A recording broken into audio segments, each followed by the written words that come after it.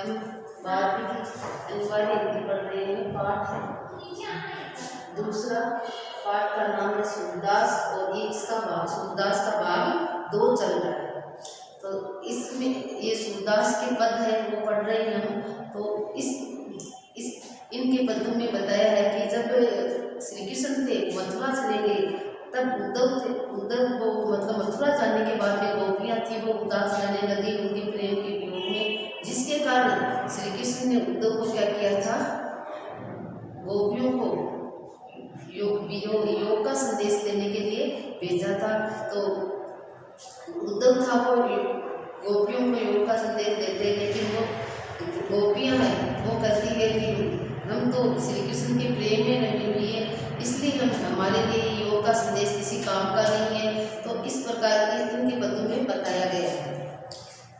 शुरुआत करते हैं कि अखियाँ हरि दर्शन को उद्धव से गोपियाँ क्या कर रही है बताया गया। उद्धव गोपियों के बीच में वार्तालाप चल रहा है ना, तब वो क्या कर रही है कि अखियाँ हरि दर्शन की भूखी कैसे रहे रूप सराची ये पतिया सुन भूखी, अवधि गलत एक टकमुख जोबत तब एती नहीं झूठी, अब ये जोग संदेश में विरोधी अकुलानी दुखी, बारक व मुख फेर दिखाऊ दई पे पीवत पतूगी, सूर सिकत टिनाव जलाए ये सरिता है सूखी।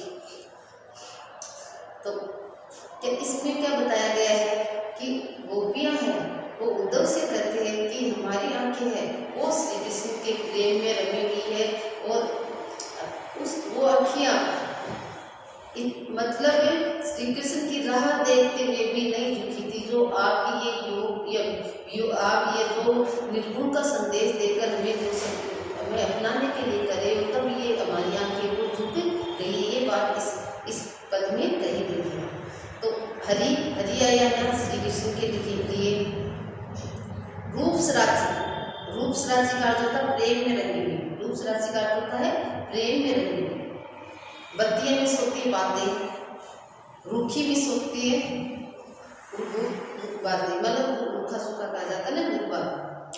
तो अखियाँ हरि दर्शन की भूखी गोपियाँ उद्धव से कहते हैं कि हे उद्धव हमारी आंखें तो भगवान की भूखी अर्थात उनके दर्शन ही हम करना चाहते हैं।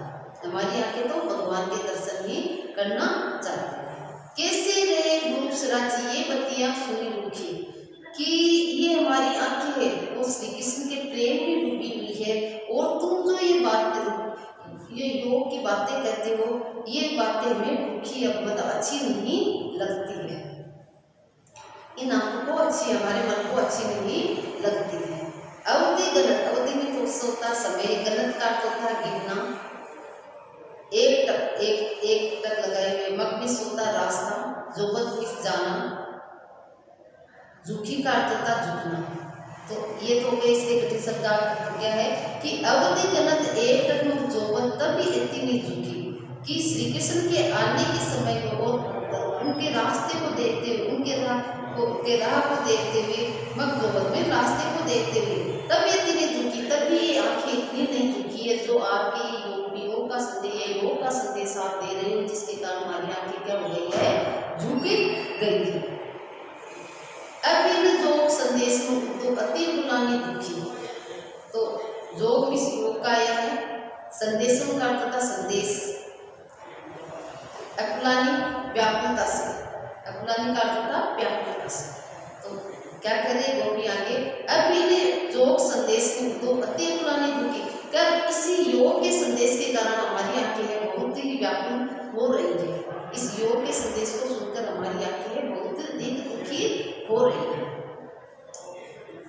बारक का अर्थ होता है एक बार, बारक व मुख फेर दिखाओ तू ही पै पीवत पत्थुकी का अर्थ होता पत्ते से, पीवत विष पीना, और पै का अर्थ होता दूध, और तू ही विष दूना। बारक विष एक बार के लिए आगे, बारक व मुख फेर दिखाओ तू ही पै पीवत पत्थुकी, कि एक बार श्री कृष्ण अपना मुख दिखा रहे जिसने क्या किया था गायों को होकर के पत्ते से दूध पिया था, वो मुख हमें एक बार हम उनका देखना चाहते हैं। सूर सिकत हटी नाव चलाया, ये सरिता है सूखी। सिकत का अर्थ था मिट्टी, सूखी मिट्टी के लिए आया है। तो सूर सिकत हटी में हट से, सरिता का अर्थ था नदी है सूखी। तो आगे गोपियां क्या कहती है कि सूरदास जी कहते हैं कि गोपियां कहने लगे कि हे उद्धव, तुम तो क्या है कि सूखी नदी में, जो सूखी नदी है उसमें क्या हट से नाव चलाना चाहते हो, लेकिन ये नदी तो कैसी है, सूखी है। तुम हट से क्या कर रहे हो कि जिस प्रकार सूखी मिट्टी होती है उसमें नाव नहीं चल सकती है, उसी प्रकार हमारा हृदय भी है, वो सूखा अर्थात सूखे हृदय में है, वो योग का संदेश या निर्गुण का संदेश है, वो हम निर्गुण का संदेश है, उसको ग्रहण नहीं कर सकते। तो ये बात गोपियां उद्धव से कहती हैं। अब आगे देखो कि अगले वाले पद में बताया गया है कि श्री उद्धव ने गोपियों का निर्गुण का संदेश देने के, वो आए मथुरा से निर्गुण का संदेश गोकुल में देने के लिए कि गोपियों को, तब गोपियां क्या है, वो बार बार में उनको ये निर्गुण का संदेश देने की बातें करता है। तो गोपियां क्या करती है, अंत में वो मान भी जाती है, लेकिन वो निर्गुण से, वो उस उद्धव से क्या करती है कि ठीक है, हम ये निर्गुण का संदेश या योग का संदेश हम मान भी लेंगे, लेकिन आप हमें ये तो, क्योंकि किसी को जानने से पहले या किसी को अपनाने से पहले क्या करना पड़ता है, उसके बारे में तो हमें पूरी जानकारी चाहिए।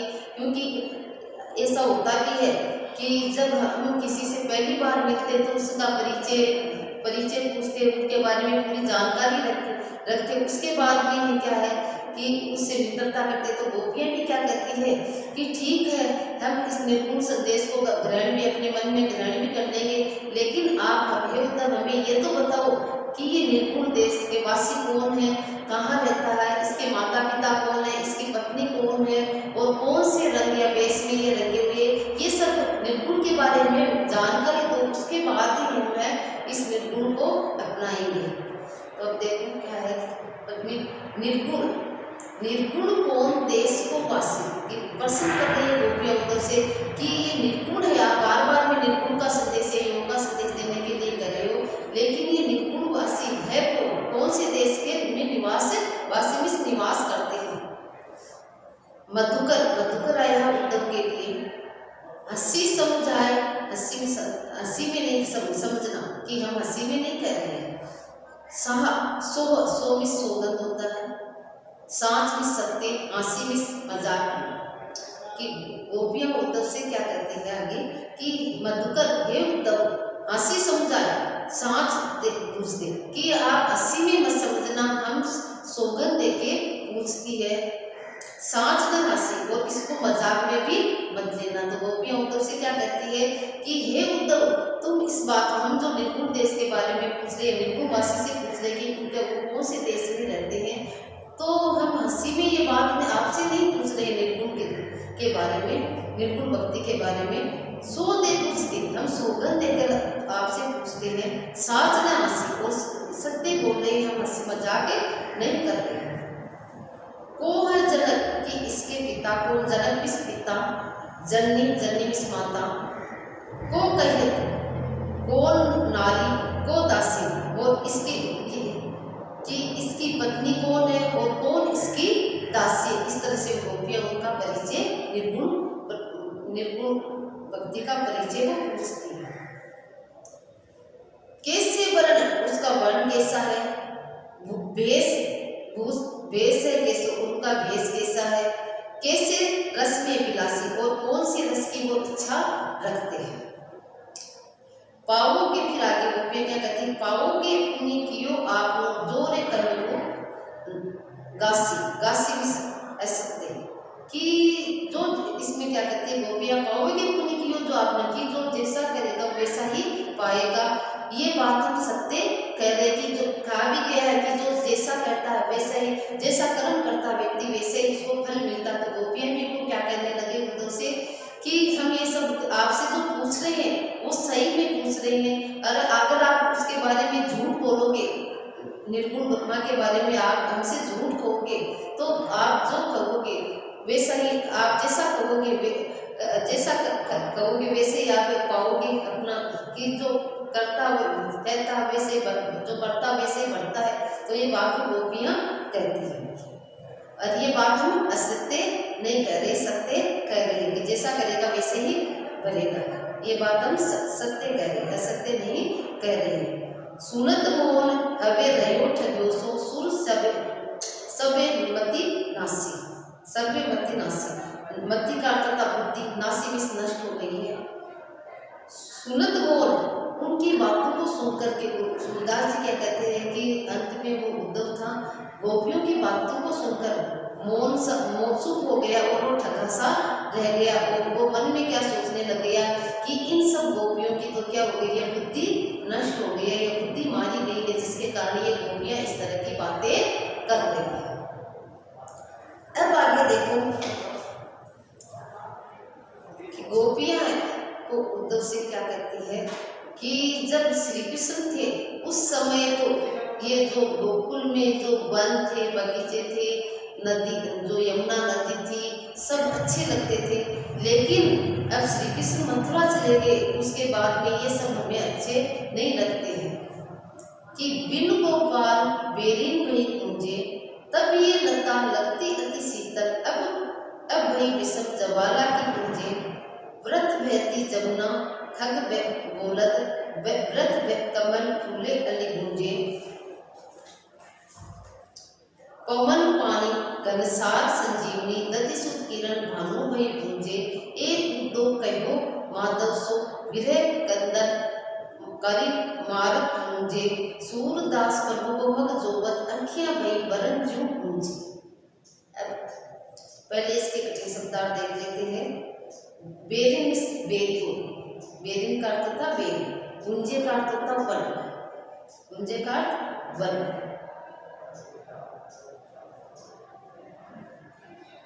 पूंजे का अर्थ होता समूह, पूंजे का अर्थ समूह। प्रथम इस व्यर्थ में, अली का अर्थ होता है बहुरा। अब गोपियां हैं वो आगे क्या कहती है कि बिन गोपाल बेरिन भई गुंजे, कि बिना श्री कृष्ण के ये वन भी क्या हो गए हैं, हमारे शत्रु बन गए।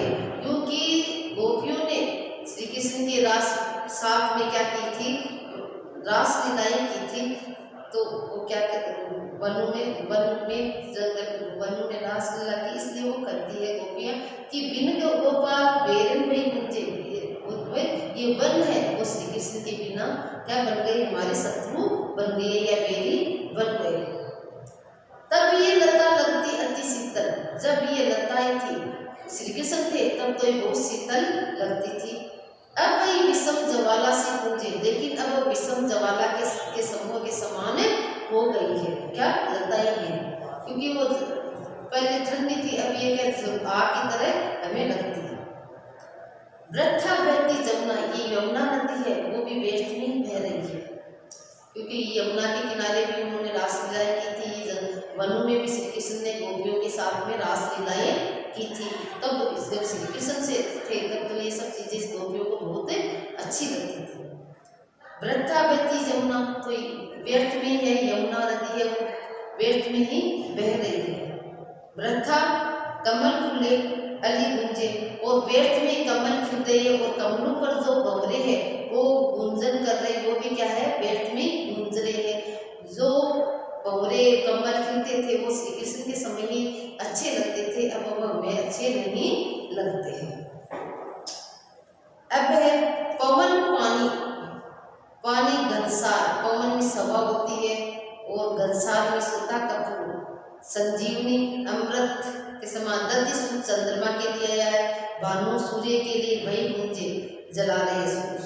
कि पवन पानी जो ठंडी हवा चलती थी, घनसार जो कपूर, और अमृत संजीवनी जो अमृत के समान, दधि चंद्रमा की जिनकी जो चंद्रमा की जो किरणें थी वो भी ठंड किसके समान, कपूर के समान, अमृत के समान, वो कैसी थी, ठंडी थी। किरण भाई भानु भाई बुझे, अब वो कैसे है, सूर्य की किरणों के समान हमारे में जला रही है। जो चंद्रमा की किरणें किसके समान, कपूर के समान अमृतमय थी, और हवा भी कैसे थी, ठंडी थी। लेकिन अब वो सूरज के समान, सूर्य के प्रकाश के समान हमें क्या कर रही है, जला रही है। अर्थात उनका प्रेम, गोपियों का प्रेम था इतना अधिक बढ़ गया था, दुख के कारण उनका हृदय इतना अधिक जलने लग गया था श्री कृष्ण के वियोग में। एक उद्धव कहो माधव, माधव आया श्री कृष्ण के लिए, एक उद्धव कहो माधव से विरह कंदन, विरह रूपी कंदन में कटार करी मारत मुझे ऐसा, ये कि जो हमारा जो विरह है, जो प्रेम के कारण हमारे हृदय में जो विरह है वो कटार के समान हो। तो क्या है, ए उद्धव कहो माधव से कि हे उद्धव तुम श्री कृष्ण से जाकर कहना कि विरह कंदन करी मारे मुझे, कि ये जो विरह के जो हमारे हृदय में विरह रूपी कटार है वो हमें मार कर ही क्या लेगी, दम लेगी। या हमारे लिए ये विरह की कटार, हमारे हृदय में जो विरह है वो कटार के समान लग रहा है, जो हमें मार कर ही छोड़ेगी, ये हमारे लिए असत्य हो गया है। सूरदास प्रभु को मग जोबत, मग के होता था रास्ता, जो अखियां भई बरन क्यों गूंजे। तो सूरदास जी अंत में क्या कहते हैं कि वो गोपियां कहने लगी कि श्री कृष्ण के रास्ते को देखते हुए हमारी आंखें है वो किसके समान हो गई, गूंजे के समान। जो गूंजा होता है लाल रंग का होता है, तो उसके समान हमारी आंखें भी क्या हो गई है, श्री कृष्ण का रास्ता देखते देखते लाल हो गई है। ये थे सूरदास के पद। अब है इनके प्रश्न कि प्रश्न नंबर पहला है, सूरदास की भक्ति मानी जाती है, तो इसमें है सखा भाव की, दास्य भाव की, माधुर्य भाव की, तो इसमें सखा भाव की होगी। अगला प्रश्न है, सूरदास की अखियां भूखी बताई है, प्रकृति सौंदर्य की, नींद लेने की, सूरमा लगन की और हरि दर्शन की, तो इसमें आ जाएगी हरि दर्शन।